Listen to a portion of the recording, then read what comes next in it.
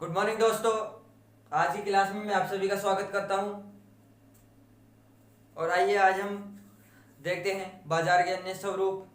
पिछले हमें देखा था आगम, उससे रिलेटेड हम आगे चलते हैं 11-12 चैप्टर में, जो बाजार के अन्य स्वरूप और पूर्ण प्रतियोगिता बाजार में हम देखते हैं। हम पढ़ रहे हैं आज के बाजार। तो आपको मैं बता दूं कि मैंने जो आपको बताया था, तो सबसे पहले हम शुरू करने से पहले हम देखते हैं पूर्ण प्रतियोगिता बाजार। पूर्ण प्रतियोगिता बाजार किसे कहते हैं? तो वह बाजार जिसमें अनेक क्रेता एवं विक्रेता होते हैं, यानी ऐसा बाजार जिसमें अनेक क्रेता और विक्रेता होते हैं। जैसे डायग्राम से हम समझते हैं, इसमें क्या होती है, कीमत क्या होती है, बराबर होती है और पूर्ति भी बराबर होती है। न मांग घटती है न कीमत घटती बढ़ती है, न बढ़ती है न घटती है। एक हम इसे उदाहरण से समझते हैं। जैसे आपके पास क्या है, मैंने एक फर्म लगाई, आपने एक फर्म लगाई, आपने उसमें एक ये गोल्ड एक्स पेन है, तो आपने इसको कितने में बेचा? 5 रुपए में बेचा। तो आपने कितने पेन बेचे? ये पेन कितने? आपने एक पेन बेचा 5 रुपए में। अब उसको चाहिए 10 पेन, तो बराबर कितने हो गए इनके? 50 रुपए हो गए। तो आपने 5 रुपए में जो पेन बेचा, कितने? 10 पेन आपने कितने में बेचे? 50 रुपए में। तो आपने 10 पेन की लागत कितनी हुई? 50 रुपए हो गई। तो ये क्या है कि ना तो इसमें कीमत क्या होनी चाहिए, ना कीमत बढ़नी चाहिए, ना कीमत घटनी चाहिए। अब ये हो गया, हमने गोल्ड एक्स पेन का ले लिया या किसी भी और पेन का हमने उदाहरण ले लिया। तो इसमें क्या हो रही है, ना तो कीमतें बढ़ रही है ना कीमतें घट रही है। तो इसमें विक्रेता कितने होते हैं? अनेक होते हैं। वो क्या करेंगे, अगर आप प्राइस, किसी चीज की प्राइस बढ़ा दोगे, ये गोल्ड एक्स पेन है, अगर आपने इसकी कीमत बढ़ा के 6 रुपए कर दी और अन्य कोई फर्म है उसने उसको मार्केट में 5 में निकाला है, तो आपके पास कोई उसको लेगा क्या? नहीं लेगा ना। तो आप क्या करोगे, आप भी उसको 5 में ही उसको देने के लिए तैयार हो जाओगे। इसी कारण से क्या होता है कि जो इसका मांग वक्र है वो क्या होता है, समरूप होता है। इसमें वस्तुएं भी समान होती है, ना किसी की कीमत ज्यादा होती है ना किसी की कीमत कम होती है। तो इसमें कीमत क्या होती है, बराबर होती है। तो ये क्या कहलाता है, पूर्ण प्रतियोगिता बाजार कहलाता है। भाई इसमें क्या होती है, सब में पूर्ण संतुष्टि होती है। अब इसमें हम देखेंगे, जैसे आप अगर इससे नहीं समझे हो, आप एक और बताता हूँ मैं आपको। मैंने एक फर्म लगाई, आप किसी ने भी एक फर्म लगाई। अब आपके पास, अब मैं ये पेन है, जो मैं आपको ये पेन बता रहा हूँ, ये गोल्डेक्स का पेन है। आप सपोज करो आपने ये 5 रुपए में बेचा, आपने दुकान पे इसको 5 रुपए में बेचा। तो 5 रुपए में आपने बेचा। अब आपसे कोई दूसरी फर्म है, वो क्या करेगी, वो इससे कम में बेच नहीं सकती, क्योंकि आप बराबर तो रहना चाहते हैं ना। तो बराबर रहने के लिए क्या करेगा, तो वो भी इसमें 5 में ही बेचेगा। अगर आप इसको 6 में बेचोगे तो आप क्या हो जाएगा, आपको हानि हो जाएगी। अगर आपसे कोई रिलेटेड दूसरी फर्म है तो वो क्या करेगी, इसको वो उसके पास, उस आपके ग्राहक उसके पास चले जाएंगे। आपके पास 10 हैं, 10 खरीदने वाले हैं 5-5 रुपए पेन, तो वो 50 रुपए आपके पास आ जाएंगे। उसके कस्टमर है वो उसके पास जाएंगे, और किसी के हैं उसके पास जाएंगे। तो ऐसे क्या होता है इसमें कि इसमें पूर्ण पूर्ण जो बाजार है, मतलब इसमें समरूप वस्तुएं पाई जाती है, जो क्या होती है, बराबर होती है, सब इसमें बराबर होता है। अब ये तो आपके समझ में आ गया होगा भाई पूर्ण प्रतियोगिता बाजार इसे क्यों कहा जाता है, क्योंकि इसमें अनेक क्रेता और विक्रेता होते हैं। ना तो इसमें मांग बढ़ेगी, न मात्रा बढ़ेगी, और न ही प्राइस बढ़ेंगे। दोनों क्या रहेंगे, संतुलन की स्थिति में रहेंगे। तब ये क्या होगा, पूर्ण प्रतियोगिता बाजार कहलाएगा। अब हम इसकी विशेषताएं देखते हैं। तो ऐसे इसकी विशेषताएं, इसमें विक्रेता कितने होते हैं, अनेक होते हैं। अनेक क्रेता अनेक विक्रेता होते हैं। इसमें वस्तु समरूप पाई जाती है, आने जाने की इसमें स्वतंत्रता होती है। मांग वक्र समरूप होता है। फिर हम देखते हैं इसमें परिवहन लागतें, वो क्या होती है इसमें, परिवहन लागतें इसमें ना के बराबर होती है। इसमें परिवहन लागतें क्यों क्यों नहीं होगी, ना के बराबर क्यों होगी परिवहन लागतें, क्योंकि इसमें क्या होता है कि सभी वस्तुएं, इसमें क्या है, इसमें अनेक क्रेता विक्रेता होने के कारण इसमें क्या है, सभी फर्म है, तो हमें क्या नहीं, बाहर से कुछ सामान नहीं मंगवाना पड़ेगा। तो जो अंदर ही अवेलेबल है उसको बाहर से मंगाने का क्या मतलब है, जब हमारे इस बाजार में है तो हम यहीं से खरीद लेंगे, बाहर जाने से क्या, हमें यहाँ मार्केट में जो सामान मिलेगा तो हम क्या बाजार जयपुर जाने जाएंगे, यहाँ हमें कालवाड़ में कोई भी सामान लेना है वो कालवाड़ में मिल रहा है। अब यहाँ लक्ष्य साबुन है वो कालवाड़ में मिल रहा है, तो हम जयपुर जाने थोड़ी जाएंगे, नहीं जाएंगे ना। अगर यहाँ नहीं मिले फिर हम जयपुर जाए तो वो एक अलग बात है। अब हम तो इसमें परिवहन लागतें ना के बराबर होती है। इसमें बाजार का क्या होना चाहिए, उसको पूर्ण ज्ञान भी होना चाहिए, बाजार का उसको पूर्ण ज्ञान हो कि कहाँ किस प्रकार से वस्तु बेचना है, क्या करना है क्या नहीं करना है। फिर पूर्ण गतिशीलता, उसमें पूर्ण गतिशीलता भी होनी चाहिए। तो ये क्या है, पूर्ण प्रतियोगिता बाजार कहलाता है। अब एक बाजार होता है अपूर्ण प्रतियोगिता बाजार। अब हम आगे देखते हैं अपूर्ण प्रतियोगिता बाजार।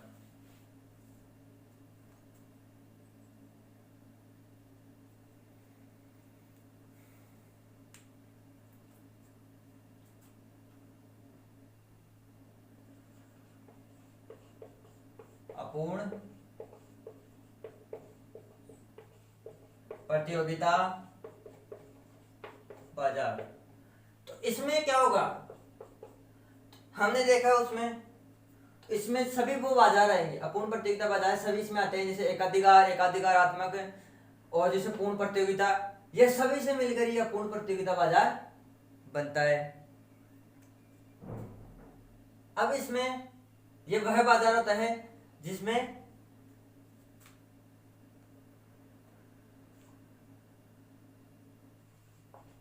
पूर्ण एकाधिकार, एकाधिकारात्मक, अल्पाधिकार,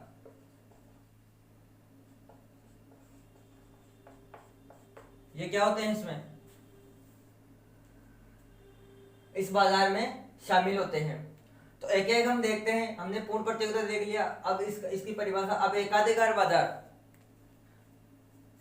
एकाधिकार बाजार किसे कहते हैं, नाम से पता चल रहा होगा आप सभी को, एकाधिकार।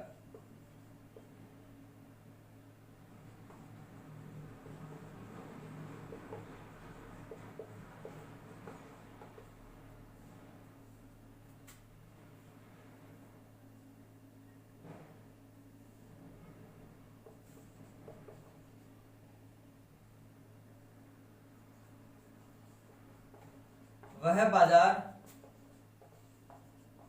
जिसमें क्या होता है, एक क्रेता व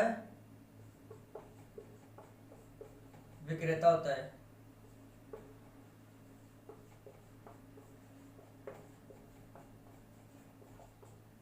यानी इसमें क्या होता है,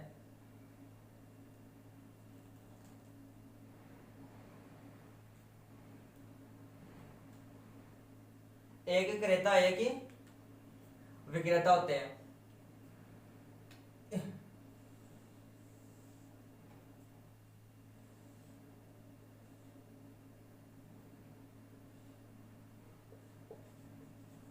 ए आर एम आर,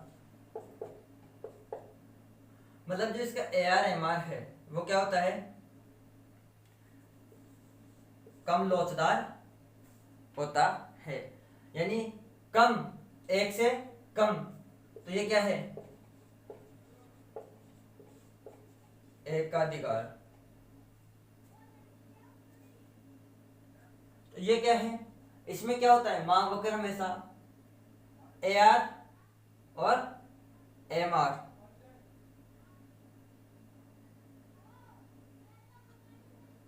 इसमें ये जो वक्र है, अब जैसे इसकी विशेषता हम देखते हैं, इसमें जैसे वैसे इसकी देख लेते हैं, विक्रेता एक, वस्तु समरूप आने जाने पर रोक। अब आप इसमें देखोगे कि वस्तु इसमें क्या होती है, इसमें भी वस्तु समरूप वस्तु ही होती है। इसमें सभी वस्तुएं क्या होती है, समान। क्योंकि इसमें समान क्यों होगी, क्योंकि एकाधिकार बाजार है, एक ही अधिकार है, इसमें एक ही क्रेता होगा, एक ही विक्रेता होगा। इसमें बेचने वाला भी एक ही होगा और खरीदने वाला भी क्या होगा, एक ही होगा। तो ये क्या होगा, एकाधिकार बाजार कहलाता है। अब इसमें आने जाने पे रोक। अब आने जाने पे रोक क्यों है, अगर कोई इसमें से इसमें आएगा, अगर कोई इसमें से आएगा, इसमें और शामिल हो जाएगा तो वो दो अधिकार बाजार कहलाएगा। तो ये इसीलिए क्या होता है, इसमें आने जाने पे रोक होती है। फिर तीसरी चीज है मांग वक्र। मांग वक्र मैंने आपको बता ही दिया है। इसमें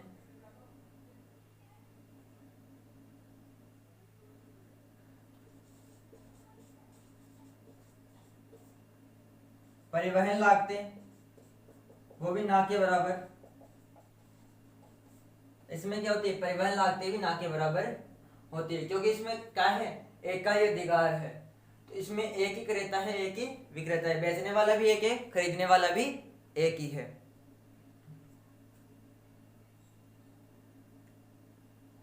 अब इसमें एक देखते हैं विज्ञापन लागतें। तो वो भी क्या होगी, ना के बराबर।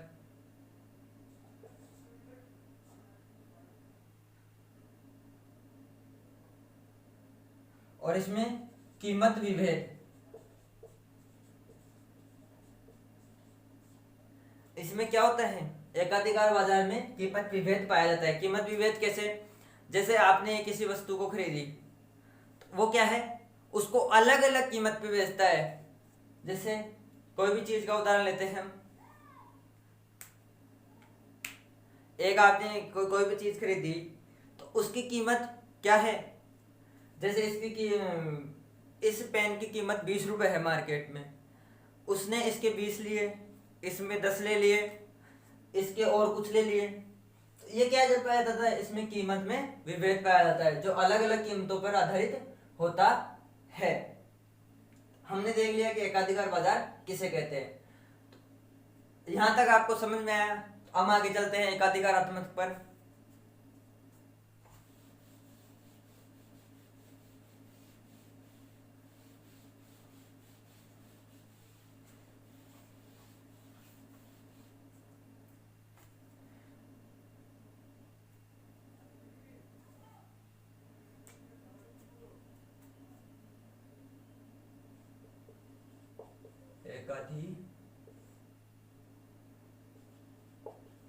एकाधिकारात्मक बाजार। एकाधिकारात्मक बाजार किसे कहते हैं, जिस बाजार में क्या होती है, फर्मों की संख्या अधिक होती है। जिस बाजार में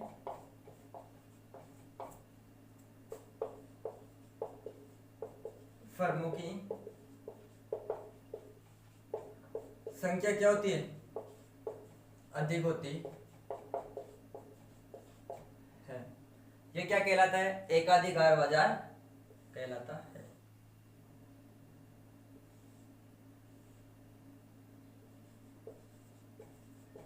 ये क्या होगा, अधिक लौजदार होगा। अधिक लौजदार क्यों होगा, क्योंकि इसमें क्या होती है, फर्म की जो संख्या है वो अधिक होती है, ज्यादा होती है, और ये यहां से ज्यादा खुलेगा। हमने जो एकाधिकार देखा उसमें क्या था कि ये छोटा डायग्राम था, इसमें क्या है, ये बड़ा डायग्राम है। अब इसकी विशेषताएं देखते हैं। तो इसमें विक्रेता वो क्या होते हैं, अधिक होते हैं।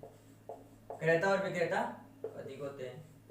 दूसरा वस्तु, तो वस्तु इसमें क्या होती है, विभेद होती है। मांग वक्र वो क्या होता है, अधिक लौजदार।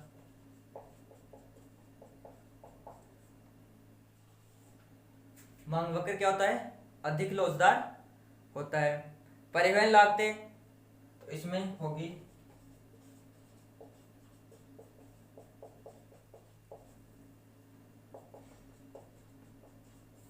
परिवहन लागतें, इसमें क्या होगी, बहुत ज्यादा होगी, मतलब होगी।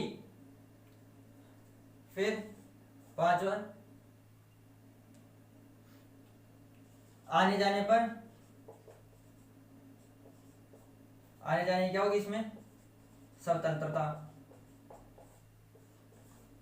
आने जाने की इसमें क्या होगी, स्वतंत्रता।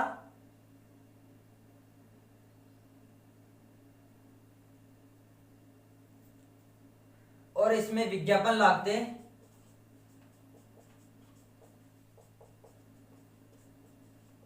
वो भी क्या, सबसे ज्यादा होगी।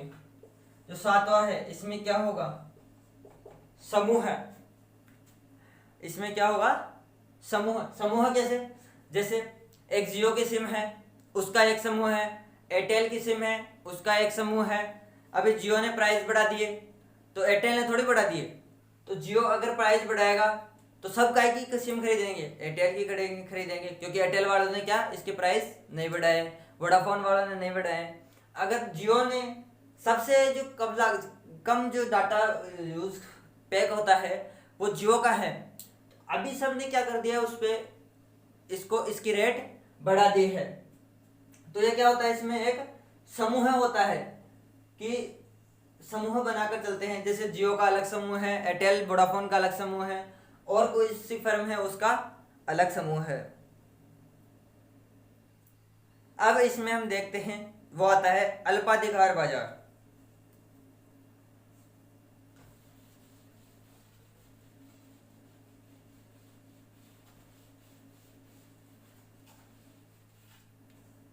अब इसमें देखते हैं हम अल्पाधिकार बाजार। अल्पाधिकार बाजार किसे कहते हैं, अल्प नाम से पता चल रहा है, अल्प।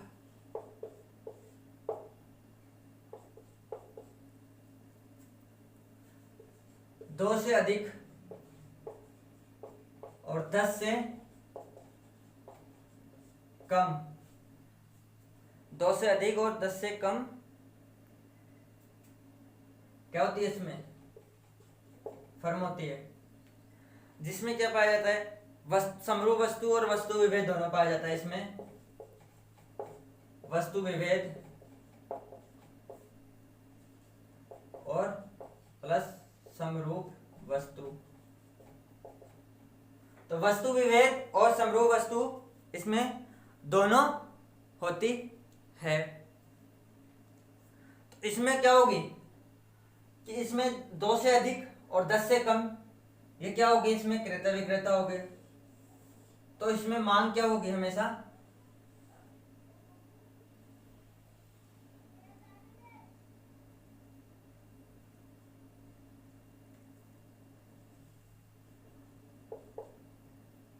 यहां क्या होगी, 1 से कम और 1 से अधिक। तो यहां क्या होता है, जो मांग वक्र है वो क्या होता है, अनिर्धारित होता है। यहां मांग वक्र निर्धारित नहीं होता है, और यहां पर सब क्या होते हैं, आत्मनिर्भर होते हैं। यहां क्या होगी, फर्मों की संख्या अधिक है तो क्या होगा, यहां एक दूसरे की नकल करने लग जाएंगे। यानी किसी ने जो कीमत बढ़ा दी तो उसने भी कीमत बढ़ा दी, किसी ने कीमत घटा दी तो उसने भी कीमत घटा दी। तो यहाँ क्या करते हैं, एक दूसरे की नकल करते हैं। जैसे हम देखते हैं कि जियो ने जो डेटा पैक है उस पर कीमत बढ़ा दी तो एयरटेल ने भी बढ़ा दी, और किसी है तो उसने भी कीमत बढ़ा दी। तो इसमें क्या करते हैं कि सब क्या करते हैं, एक दूसरे की नकल करते हैं। जिसने भी प्राइस बढ़ाई है वो भी बढ़ा देगा, वो भी बढ़ा देगा, वो भी बढ़ा देगा। तो इसमें मांग क्या करते हैं, मांग भी बढ़ाते हैं, मात्रा भी बढ़ा देते हैं, और प्राइस भी बढ़ा देते हैं। ये कहलाता है कि ये क्या करते हैं, एक दूसरे पर आत्मनिर्भर रहते हैं। ये बाजार है अल्प अधिकार, अल्पा अधिकार, अल्पा अधिकार। अल्प का मतलब क्या होता है, अल्प यानी छोटा, अधिकार यानी अधिकार, यानी ये छोटा सा जो है वो किस पे क्या रहते हैं, सब आत्मनिर्भर होते हैं। और इसमें मांग वक्र क्या होता है, मांग वक्र अनिर्धारित होता है। इसमें मांग क्या होती है, निर्धारित नहीं होती है। किसी वस्तु की मांग ज्यादा है, किसी वस्तु की मांग कम है, किसी वस्तु की मांग ज्यादा है। जैसे मोबाइल लिया आपने, तो किसी विवो है, तो वो उसकी कीमत क्या होगी, वो क्या है, एक निर्धारित कीमत है। आपने कौन सी भी कंपनी का मोबाइल ले लिया, आपने और किसी का भी लिया, तो उनकी क्या कीमतें निर्धारित होती है। और इसमें जो वस्तुएं हैं उसकी कीमत क्या होती है, अनिर्धारित होती है। और इसमें जो मांग होती है, सॉरी मांग क्या होती है, इसमें अनिर्धारित होती है। तो इसमें कीमत क्या होती है, बराबर बराबर चलती रहती है। तो इसमें क्या होता है कि जो एक दूसरे पे ये क्या होते हैं, आत्मनिर्भर होते हैं। अब जैसे मैंने इसमें बताया आपको कि इसमें जो विक्रेता होते हैं वो दो से अधिक होते हैं। वस्तु इसमें समरूप वस्तु, वस्तु विभेद, आने जाने पर इसमें पूर्ण स्वतंत्रता होती है। मांग वक्र इसमें जो होता है वो क्या होता है, वो अनिर्धारित होता है, वो उसका कुछ कोई भी निर्धारण नहीं हो सकता है। उसमें क्या होता है, उसमें यहाँ पर क्या होगा, एक से अधिक भी लौजदार होगा यहाँ, और कम लौजदार भी मांग वक्र होगा। परिवहन लागतें इसमें होगी। विज्ञापन, इसमें बहुत ज्यादा विज्ञापन होता है। आपने कोई नई नई फर्म खोली है, अब आपका उस पर विज्ञापन नहीं दे रहे हो, आप उसका प्रचार नहीं कर रहे हो, तो क्या आपकी वो फर्म चलेगी, नहीं चलेगी। तो यही है कि आपको इसे गलाकाट प्रतियोगिता इसमें शामिल होती है। गलाकाट मतलब कि यहाँ एक दूसरे क्या करते हैं, सब नकल करते हैं एक दूसरे, जिसने भी प्राइस बढ़ा दी वो भी बढ़ा देगा, वो भी बढ़ा देगा, वो भी बढ़ा देगा।